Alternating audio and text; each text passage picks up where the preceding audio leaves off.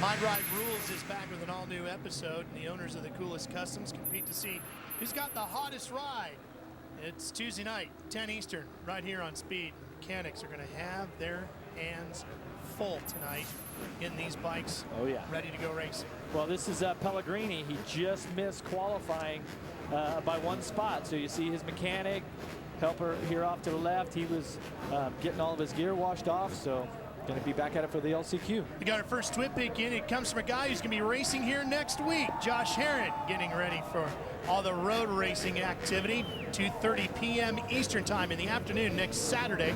Hopefully it'll be sunny and dry then. Spanky having a good time watching Supercross on Speed. And by the way, I know Ricky Stenhouse just took the checker flag in the nationwide race out in Las Vegas.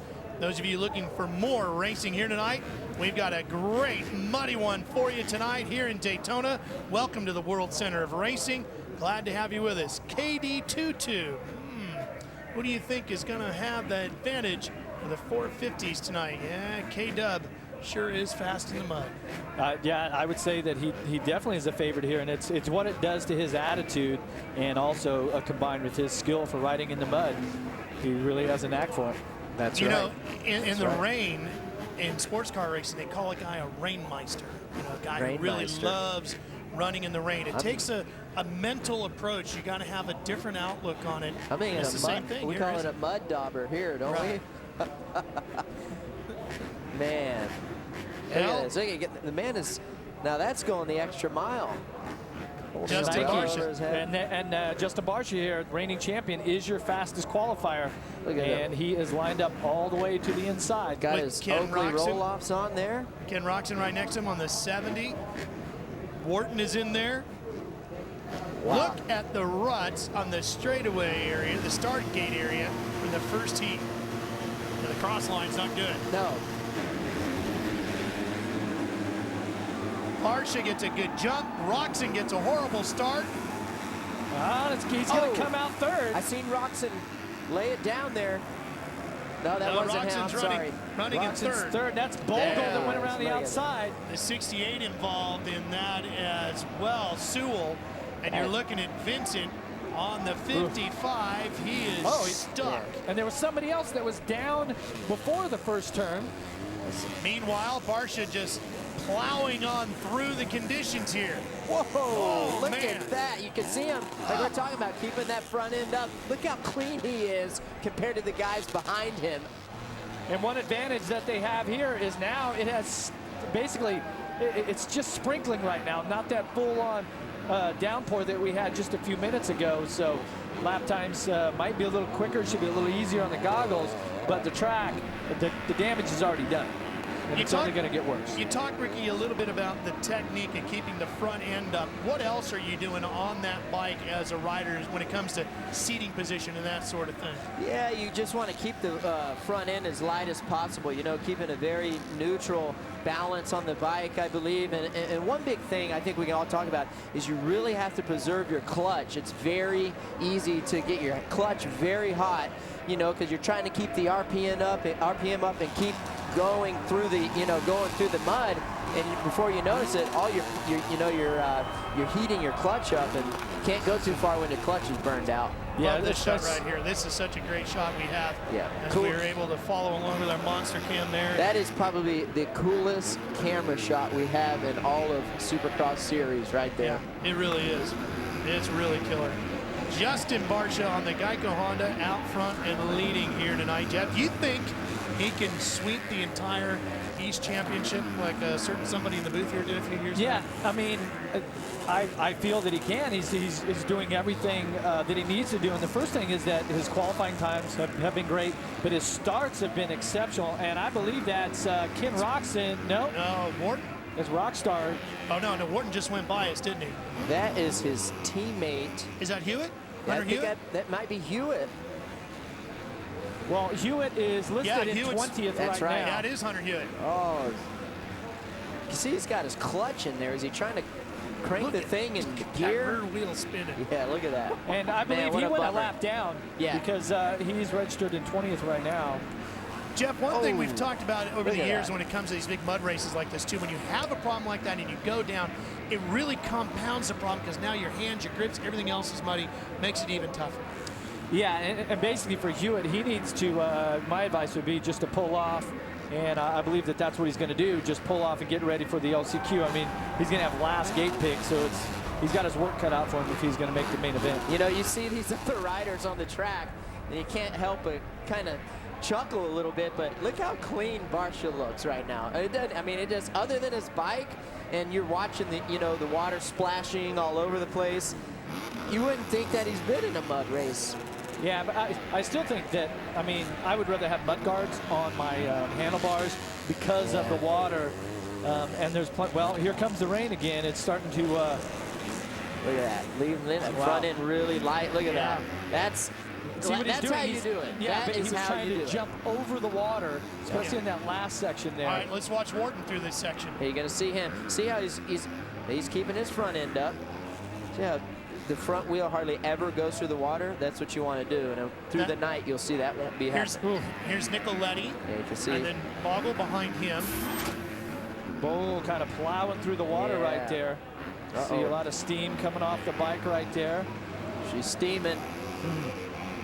Here's Bogle on that 49. Les Smith should be behind him.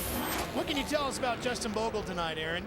Well, guys, last weekend, you remember he had a couple of upsets and he settled for that 5th place position, but this is his first time racing here in Daytona, and he has been at Trey Canard's house all week long. He said this track suits his style, but one thing for sure, this track is ever changing every single lap. Some minor suspension changes. He's hoping for some better luck than what he had last weekend. Pretty sure he's not going to forget it either.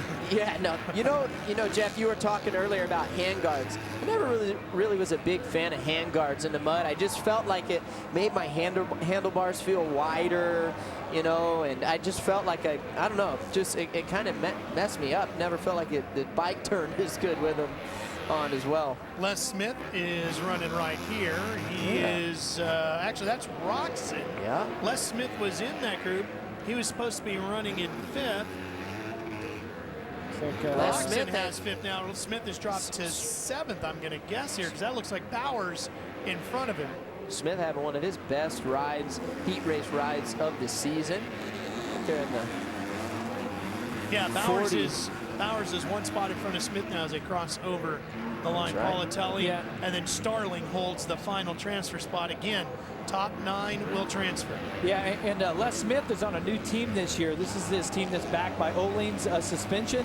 You got Grant Langston backing it, and is also the team manager. So new team this year, got some good guidance, and see what these guys can do with it. Some places we go to, the ruts have a limit to as to how deep they go, because you will eventually hit the concrete of the stadium floor, for example, in a dome.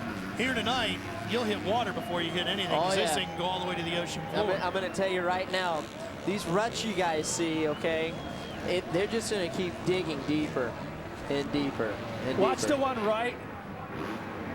Let's see, Barcia, we're hearing, has had his issues tonight. Let's watch the reigning champ. Yeah, watch, he gets stuck right here, so he almost falls down. And actually, the rut kind of held him up a little bit. That's right. As he got his left foot back under him. But I'm telling you, all these inside lines, especially right before the finish, okay? If we're on Barcia in that last turn, the bikes are really laboring through there, and it's making me think that the foot pegs are starting to drag, and as the rear tire digs in that rut, the rider's gonna have to find a different way around, because we've seen in the past, especially 2008, you're gonna get stuck. You know, if I'm Justin Barcia right now, I'm thinking, okay, I'm looking forward to the future here for the main event. You got to start preserving your engine, you know, taking it easy. I mean, he's got a huge lead. No reason to prove a point, you know, right now. He's a take it back a notch. So you preserve that engine, so it makes it in the main event. These conditions much harder. Yeah, and you can see that Baggett had a fast lap time of 127, and now you've got Barcia here with his fast as a 131, so it's 4 seconds a lap off. He looks great, but the track is definitely slowing down. You know, earlier today, Aaron, it was pretty windy out there. How is it now? Well, I guess your umbrella tells the story. I think this says it all, you guys. This is Ronnie Renner's umbrella. All the mechanics had these umbrellas earlier. Finally, they've just thrown in the towel, thrown in the umbrella, literally, because this is how bad the windy conditions are. You guys, they're facing all different sorts of elements, but maybe you guys could elaborate on what the wind might do to these guys out there racing tonight. Yeah, well, see what happens is the wind gets up under the, oh no, you guys are talking about the track. Okay. Well, you know, the one thing it could be doing is blowing the rain out of you. That's right. The rain has been coming from the ocean to the east of us about a mile or two. Well, what you're saying, that's what I thought earlier today when the wind was at gale force winds, and it looks like it blew the rain in here. Might be doing that too. Either way, we're pretty much stuck with the conditions from here on out. They're not going to improve. We know that. You got your wish, Ralph. Yeah, this is what you wanted right here. It is. I think it is thrilling. I think it says a lot about this championship. It shows what these athletes are made of. It shows how diversified you have to be. You have to be able to win in an outdoor stadium on hard pack like you can find at a place like Anaheim on the West Coast. You got to be able to win on Georgia red clay. You got to be able to do it in a dome. You got to do it in mud. You might even have to do it in the snow in Salt Lake City. It is an amazing championship that crisscrosses this country and even goes into Canada in 2 weeks. And this is just another part of what makes these athletes in Monster Energy Supercross so incredible to watch. Watch this rut here on the inside. Oh, see, Barsha's already going to the outside because the inside rut is so deep. Carries his momentum over the triple. Checkered flag. Barsha with the win here in heat number 2. The lights east. And Roxon trying to put a run here to see if he can pick up another spot on Bogle, who holds down 4th right now. This is the final lap. These guys fighting over 4th position. Wharton should cross the line next in 2nd. He was at least 21 seconds now was the gap between Barsha and Wharton when they crossed the line.